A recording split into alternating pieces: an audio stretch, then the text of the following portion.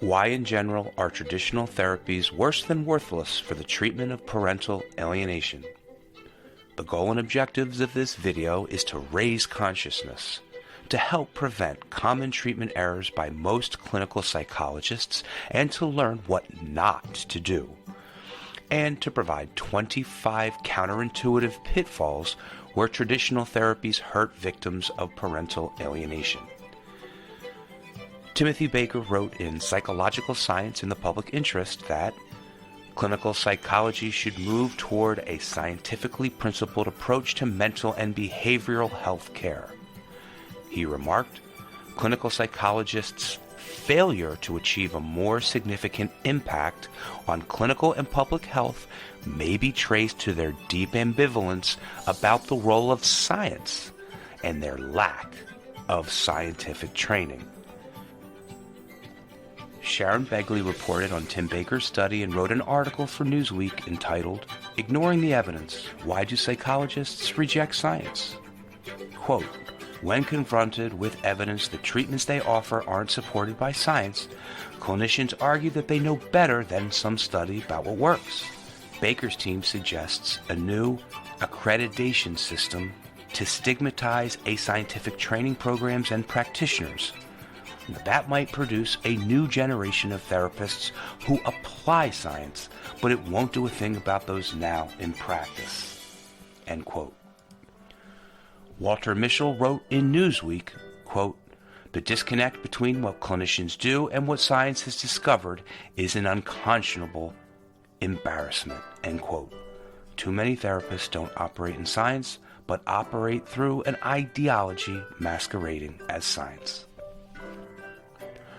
A quote from the leading scientific study on reunification therapy, we've studied 1,000 cases, and our research continues to confirm that, even under court order, traditional therapies are of little, if any, benefit in regard to treating this form of child abuse.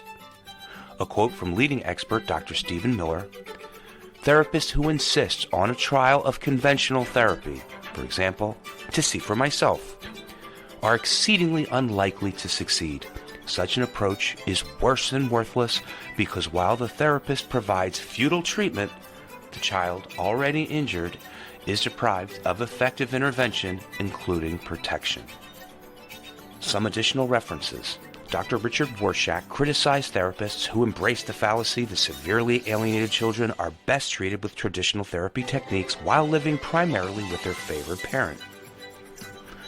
In contrast, case studies and clinical experience suggest that psychotherapy, while children remain under the care of the favored parent, is unlikely to repair damage to parent-child relationships and may make things worse.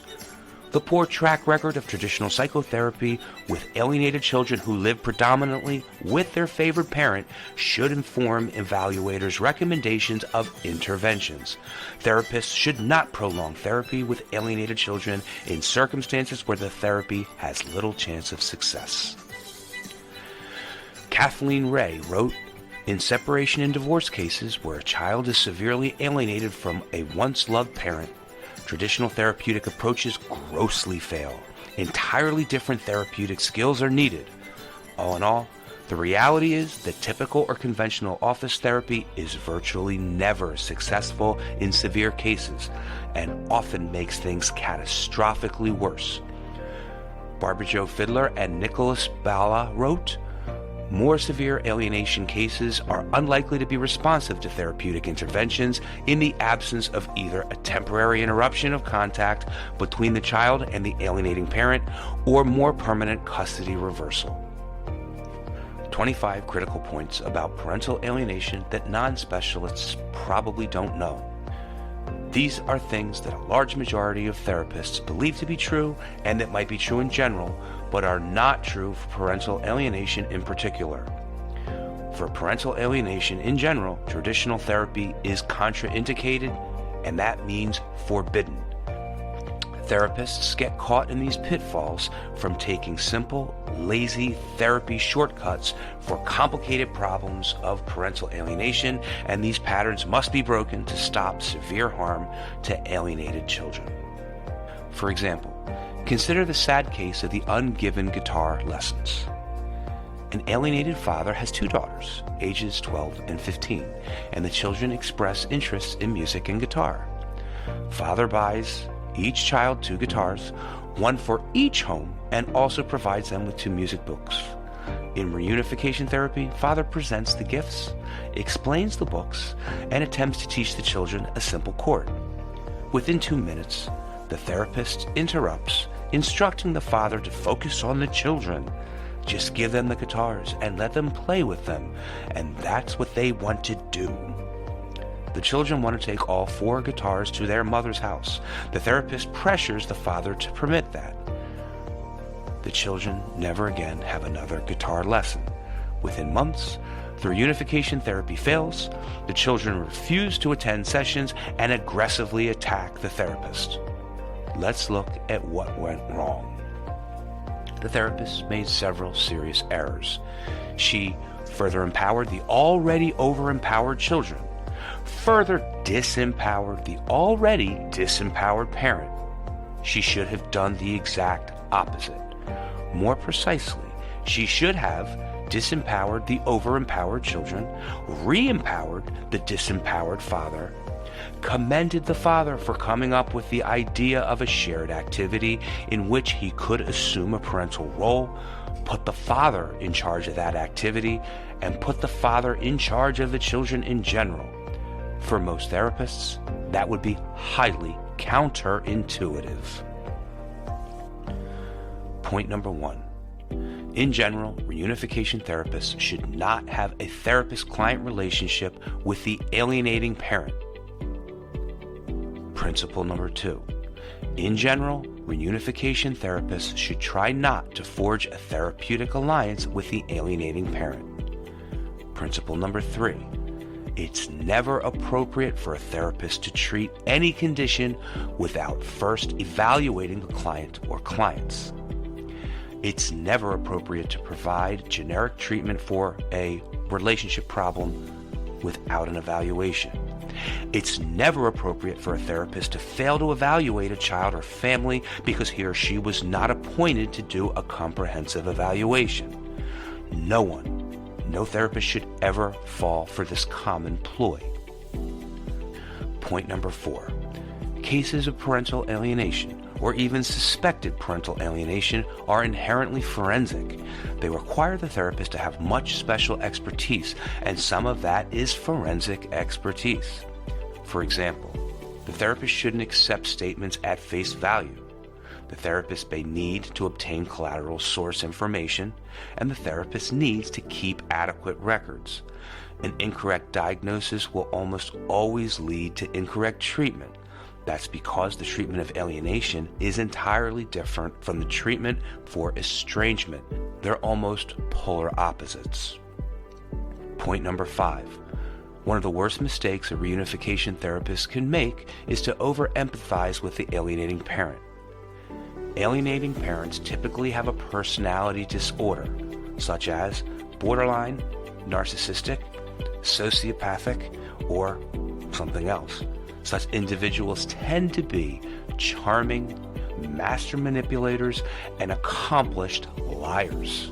Also, highly skilled at impression management. Non-specialists typically fall prey to the alienating parent's sophisticated manipulations. Point number 6. In general, therapists are taught, don't take sides or never take sides. That rule is not appropriate for cases of parental alienation because, at their core, such cases entail child abuse and require child protection. That doesn't necessarily mean a therapist should have an adversarial relationship with the alienating parent. Still, some confrontation and/or an adversarial relationship may be unavoidable.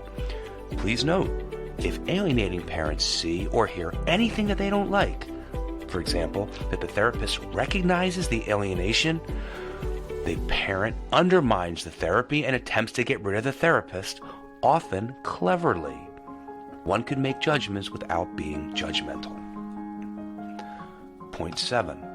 Most of the techniques used for other types of relationship problems, for example, marriage consulting, are strikingly ineffective for parental alienation and can be very harmful. The technique of mirroring, Empathizing and validating is of limited value even for marriage counseling. For parental alienation, it's grossly inadequate and often harmful, in part because it tends to validate the child's delusions. In general, reunification therapists shouldn't follow the traditional rules that say, if one party wants to be there and the other doesn't, focus on and work with the one who wants to be there. And if one has the capacity to change and the other doesn't, focus on and work with the one who has the capacity. Point 8. Reunification therapists shouldn't allow and certainly shouldn't encourage the session to be a forum for the child to A. Voice unjustified or delusional opinions. B. Promote the alienation narrative. C. Assert alleged grievances that have no basis in reality. Or D. Disrespect or denigrate the targeted parent.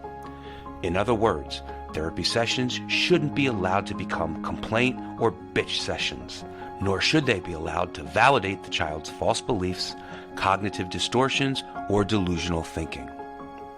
Point 9. Although therapists shouldn't criticize the alienating parent in front of the children, they must correct that parent's inaccurate alienation narrative, discredit any false allegations, and get the children to give up their dysfunctional or delusional beliefs. Most therapists don't do this. Most therapists don't want to do this, and most don't know how to do this. Point 10. In general, it's not appropriate for a therapist to promote the premise that an alienated child's cognitive distortions or delusions are real to him or her and should therefore be respected and validated. One of the therapist's main roles should be to correct the child's distorted or delusional thinking, not to reinforce or validate it. It's abusive to an alienated child to encourage or permit him or her to relive the alienation dynamics. Point 11. Therapists who work with alienated children and families should create a safe environment in which the child feels free to express positive thoughts and feelings with the previously rejected parent. An alienated child needs permission to do this. An alienated child needs protection to do this. That might not be possible if a child is living with the alienating parent. To achieve a good outcome for the child, it might be necessary for the therapist to inform the court of this, and that's one reason why, in general, reunification therapists shouldn't have a client-therapist relationship with the alienating parent. Point 12. To be successful, reunification therapists may need to adopt an authoritarian approach. They may not only need to set limits, but to mete out consequences. This makes many therapists very uncomfortable. Some don't have the temperament for that.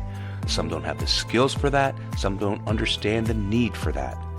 Failure to mete out consequences, or at least make it clear that the therapist won't hesitate to do so, is a recipe for disaster.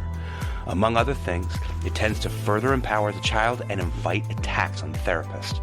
The proper approach entails non-putative limit setting. Point 13. Reunification therapists should rarely, if ever, give the alienated child permission to remain silent or to otherwise not participate in the therapy sessions. Unfortunately, this mistake is quite common. It almost always backfires, and in effect, the therapist has painted him or herself into a corner because it's difficult to rescind such permission. Why would a therapist do such a thing? It might be related to a misguided desire to forge a therapeutic alliance with the child. It surely indicates a lack of understanding of the psychodynamics, the power dynamics, and the treatment priorities. Point 14. Reunification therapists shouldn't further empower the already over-empowered alienated child. In an alienated family, there's been a reversal of the normal power hierarchy such that the alienated child is higher and has more power than the alienated parent. As previously noted, one of the worst things a therapist can do is to further empower an over-empowered child. Unfortunately, that's not only common, but is usually part of a non-specialist's primary strategy. Quote, give him a say so he has some control. Let her participate in the decisions. Let them decide how often to see him or her. Point 15. In striking contrast, reunification therapists should A. disempower the overempowered child, and B. re-empower the disempowered parent. As previously noted, most therapists do the exact opposite with predictably poor results. They don't understand the family dynamics, don't understand the power dynamics, and don't understand how harmful such an approach is to both the child and the targeted parent. The therapist has been taught to listen to the child and have tragically misguided ideas as to how an alienated child is likely to react to such an approach, which, from a clinical perspective, is not well. Point 16. Reunification therapists shouldn't base their treatment plans or put undue emphasis on having the targeted parent apologize, empathize, or listen better. Just to be sure, if the alienated parent has done something that genuinely requires an apology, then the parent should be advised and or encouraged to apologize, and that's reasonable. However, it's very dangerous for a therapist to overemphasize the role of apologizing to the child. Children tend to see right through such apologies. Apologies can reinforce the child's overempowerment. They provide ammunition to the alienating parent. They further disempower the targeted parent, and they tend to be humiliating to the targeted parent. Apologizing shouldn't be the primary focus of therapy. Point 17. Reunification therapists shouldn't base their treatment plans or put undue emphasis on having the targeted parent improve his or her empathizing, listening, and other parenting skills. Those who employ such treatment techniques show a lack of understanding as to why the child became alienated in the first place, the nature and severity of the child's current problems, and how to safely and effectively treat the child's problems. Above all, focusing on the parenting skills of the targeted parent fails to treat the underlying condition. Point 18. Proper treatment of parental alienation requires an approach based on a child maltreatment and child protection model. Parental alienation meets standard criteria for psychological and emotional abuse and psychological maltreatment, and that's not debatable. For example, the American Professional Society on the Abuse of Children provides the following examples of psychological maltreatment. Exploiting and corrupting is to undermine the child's relationship with another parent. Terrorizing is to put the child in a loyalty conflict in which the child must choose to have a relationship with one parent or the other. Point 19. One of the worst mistakes a reunification therapist can make is to fail to recognize serious underlying psychopathology. As previously noted, most alienating parents have one or more personality disorders, such as borderline, narcissistic, sociopathic, paranoid, or something else. An alienated child may show signs of developing a personality disorder. If present or even suspected, such conditions should inform the treatment plan. Point 20. With few exceptions, it's usually inappropriate and often catastrophic to advise an alienated parent to step back in order to get the child to come to you. If the situation entails parental alienation, this virtually never works and will often cause great harm. Such advice, however well intended, reflects a lack of understanding of the family dynamics, the fact that essentially the child's been brainwashed and is a hostage, the fact that parental alienation is a form of child abuse, and the natural history and prognosis without the prompt intervention and treatment. Point 21.